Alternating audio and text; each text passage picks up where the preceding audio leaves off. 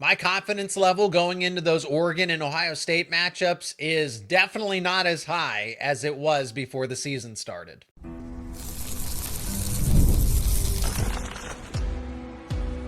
You are Locked On Nittany Lions, your daily podcast on the Penn State Nittany Lions. Part of the Locked On Podcast Network, your team every day. You are locked on to Penn State football, and as always, thank you so much for making Locked On Nittany Lions your first listen and watch every single day, your daily source for all things Penn State sports. My name is Zach Seyko, and I am your host of the show, credentialed media member for both Penn State football and Penn State wrestling. We got a recruiting update for you as Penn State adds a coveted defensive line commit to the class of 2026. Why Penn State fans should be excited about the future of recruiting for Penn State. Nicholas Singleton.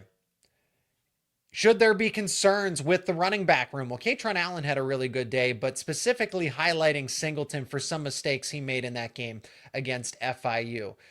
But I want to focus on confidence going into because we assume that Penn State's going to win all the other games on the schedule, but Oregon and Ohio State, are those unlikely? Are they still toss-ups? Should Penn State be favored in either of them? Today's episode is brought to you by Game Time. Download the Game Time app, create an account, and use code LOCKEDONCollege for $20 off your first purchase.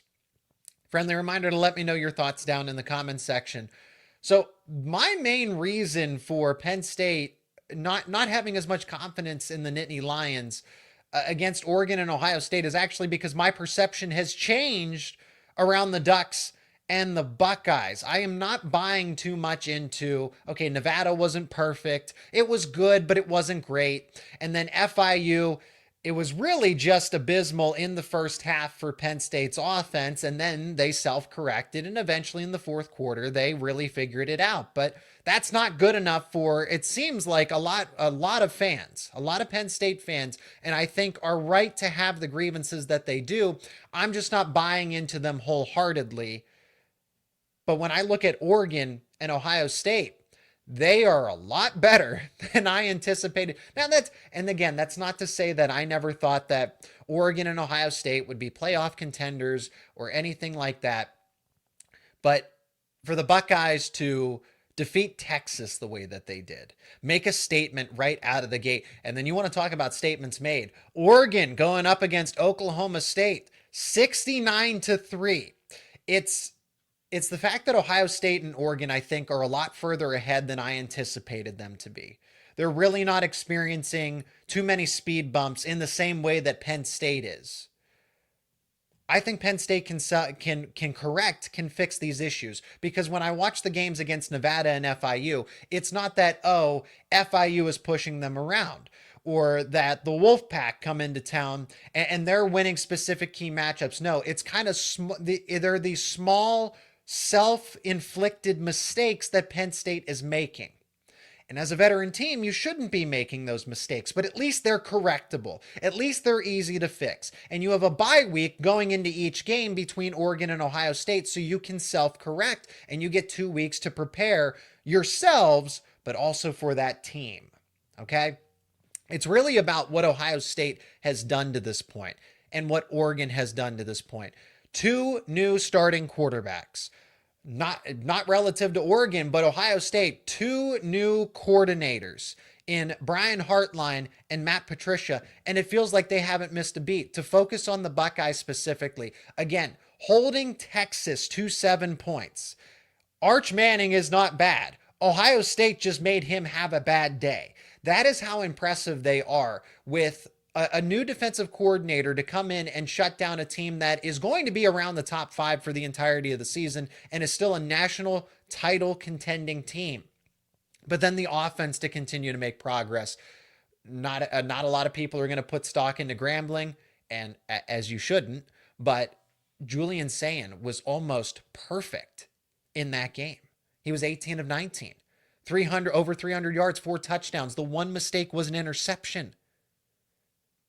Julian saying, I did not expect the offense to be clicking. Again, the opponent, maybe it should be expected, but I feel like Ohio State is way ahead of schedule in terms of the offense, which has how many future NFL players to throw to between Jeremiah Smith, Carnell Tate, Brandon Inniss, Max Clare, the tight end transfer they picked up from Purdue, and probably some guys that are role players now but will be stars eventually.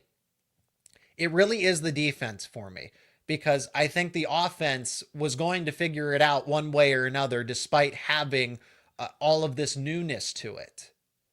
But now the Buckeyes with Matt Patricia coming in right away, and the defense responds with 7 points against Texas and then shutting out Grambling the next week. And then you flip it over to Oregon and the Ducks. What was the scouting report on Dante Moore? And this is even more impressive, but let me pump the brakes a little bit, because while Oklahoma State is still a Power 4 school, and Mike Gundy, I don't know that he's the best option for them right now at this point in time, and it seems to be trending that way for a while now. So the 69-3 result against a Power 4 school, I mean, there's not a lot of ways that you can sugarcoat that, right? The Ducks beat them fair and square, but let's add some context. Oklahoma State lost its pretty high profile quarterback going into that game. I think he's out for the season. So the Cowboys had to completely flip things over. And it's a domino effect. It's a snowball effect from there, where, okay, well, Oregon just dominated Oklahoma State, but if Oklahoma State's not going to, in terms of defense, Oklahoma State didn't have any defensive response. Look at the way that the Ducks scored. But one mistake leads to another. One issue leads to another. So if the Cowboys offense wasn't going to offer any sort of resistance, ball control, make any sort of splash plays, Oregon was just going to keep building and building. Like I said, the snowball effect that really makes this go from a bad game to a lot of people have to answer for that in Stillwater. Let me just say that's unacceptable if you are at Oklahoma State. So Oregon, but with Dante Moore, freshman wide receivers, new wide receivers stepping up. We know that a 5-star wide receiver, DeCorian Moore, is going to be a star at some point, but that some point might be sooner rather than later. So these games that Penn State has coming up, I still like Penn State against Oregon. I think Penn State versus Ohio State is going to be one of the best games of, probably the most entertaining games of the season overall, regardless of circumstance. But because of where Oregon and Ohio State are, they're ahead of schedule. And I think they're way ahead of schedule that I had projected for them. That's what gives me a little more concern about Penn State in that matchup. Is you are not getting as favorable of a situation as we probably were expecting for the most part. I know that most people give their due respect to Ohio State, and I do too, but I didn't see it like this. So these teams did not look like they took any sort of step back. They are right where they need to be, contending for a national title. Some people were selling out of Oregon. You better buy back in, because I had that team in the Big Ten championship going up against Penn State. So now we just have to get there. We have to get through Villanova. We got to get through a bye week, and then the schedule really opens up. Penn State having the home game, having the whiteout, it's still a favorable setup, but Oregon's a lot better. Ohio State is a lot better than myself originally was giving them credit for, and I think a good amount of other people too. Still to come on this show, Nicholas Singleton, what's going on with him at the running back spot, why there are necessary concerns, but I think he's going to be better than ever once he gets this solved with the help of Stan Drayton. That is all coming up next here on Locked On Nittany Lions. And this episode is brought to you by Supply House. When the opening whistle blows on a new repair, get your crew moving forward with Supply House. Order today and see parts on your doorstep tomorrow. Over 280,000 plumbing, HVAC, and electrical items from the most trusted brands in the business are available. Their real-time inventory and honest lead times keep you from punting on projects, while their industry-leading customer service always has your blind side covered. Do you need parts fast for a project? Supply House has next-day delivery. Talk about a game changer. The part finder tools and 3D schematics can save you hours on a job where every detail matters. Their Trademaster perks, like priority shipping and dedicated support, make the whole process smoother. Join the free Trademaster program today and score serious perks like priority shipping, lower prices, and a dedicated support line. Visit supplyhouse.com to sign up for free and use promo code SHCollege5 for 5% off your first order. That is supplyhouse.com. Real people, real service. This episode is also brought to you by Game Time. College football is back. We all couldn't be more excited. The tailgates, the rivalries, the energy in the stands, there's just nothing like it. Nothing else like it. But let's be real. Actually getting tickets can feel like more of a battle than the game itself. Endless queues, hidden fees, prices, jumping at checkout. That's why I use Game Time, the app that gives the advantage back to the fans. It's the easiest way to score last-minute tickets at the best prices with no surprise fees. What you see is what you pay. You can pull up Game Time, and in just a couple of taps, you see amazing deals. I'm talking about your favorite college football games for as low as $25. And you can get Penn State football tickets available on Game Time. If you've never been to Beaver Stadium before, you can go into Game Time and select your seats. You will see a point of view ahead of time, so you're not second guessing yourself. You're not wondering, did I make the right decision with these tickets? So take the guesswork out of buying college football tickets with Game Time. Download the Game Time app, create an account, use code LOCKEDONCollege for $20 off your first purchase. Terms apply. Again, that is promo code LOCKEDONCOLLEGE for $20 off. Swipe, tap, ticket, go. Download Game Time today. Nicholas Singleton makes one bad read on a lane, and now the discourse has changed. That it's always been Singleton is the significantly better running back. Kaytron Allen is nowhere near in this conversation. I've always said that this is truly, it's on any given day, it's a 1A and a 1B situation for that specific game.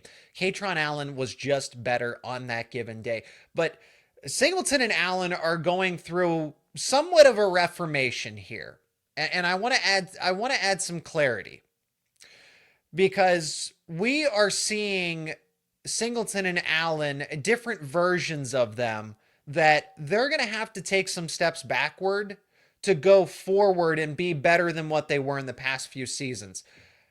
Look, Singleton made an awful read on that one play. We technically don't know what his actual responsibility or what the play design was. Is he supposed to bounce to the outside? Because when I watched that play in particular, where he's supposed to cut upfield, but maybe the play design is for him to go outside of the boundary to the wide receiver. Again, Penn State was focused on attacking the edges, the defensive ends, the outside linebackers were not the best for FIU, so there was an initiative to move the football to the outside. Notice how Kaytron Allen eventually, Penn State just kept knocking on that door, and then they broke through, and Allen had that near 70-yard touchdown run. That's what Penn State was looking for all afternoon.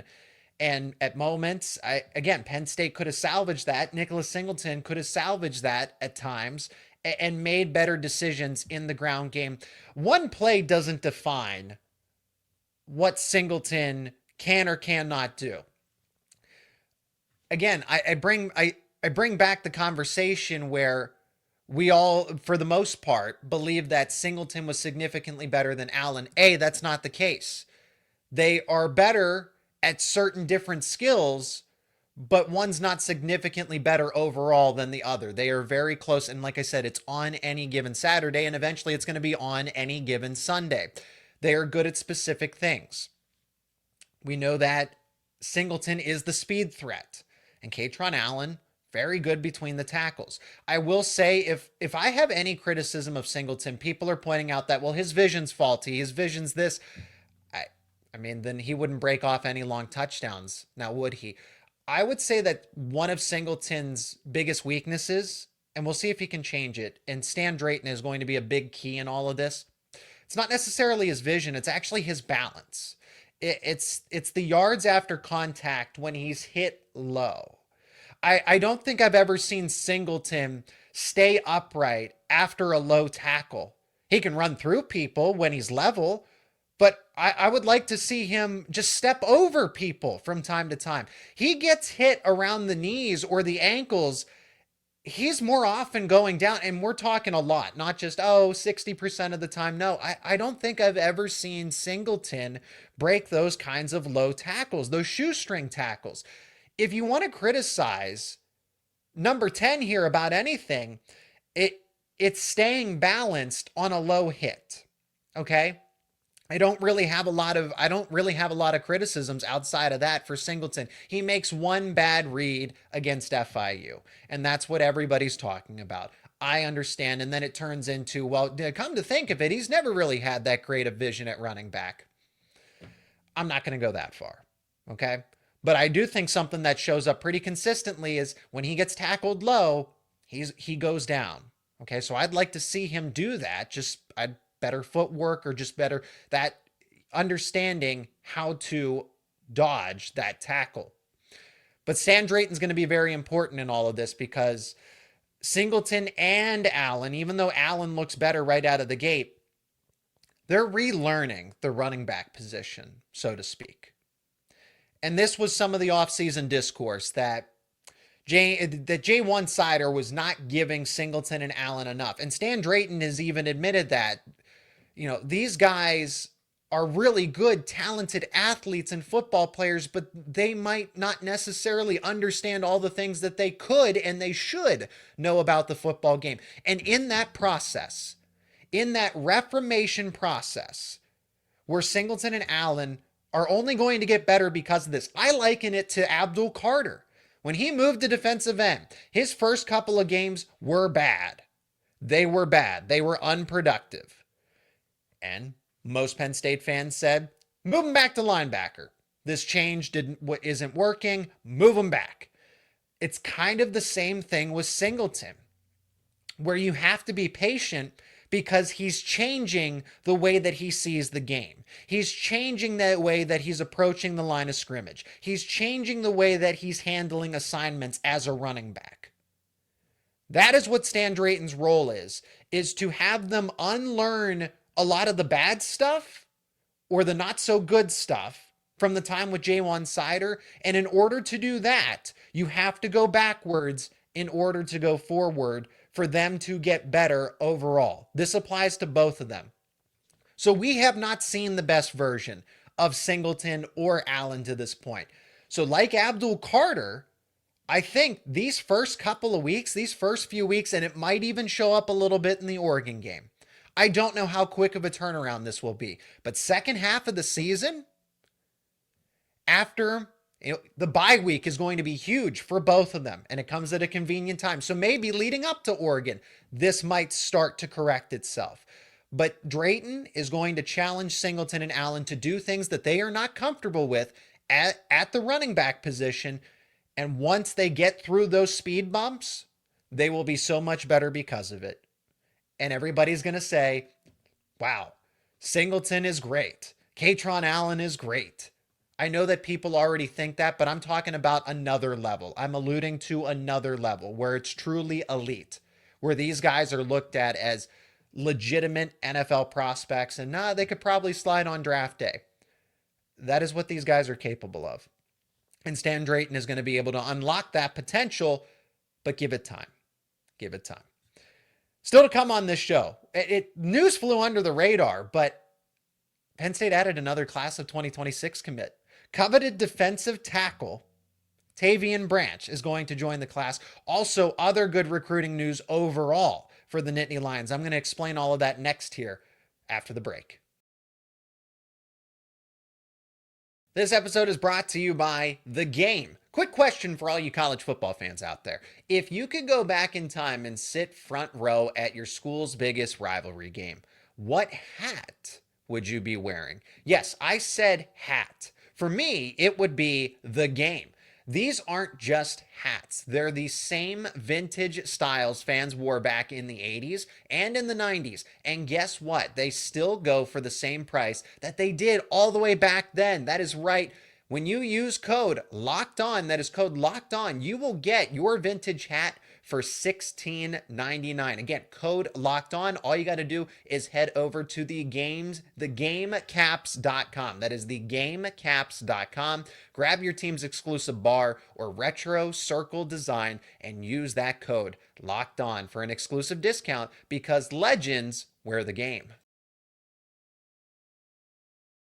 The 2026 class got better over the weekend, and this news flew under the radar. I mean, there was a game going on and everything, right? But Penn State lands a commitment from a coveted defensive lineman, Tavian Branch. Now, he's listed as a 3-star.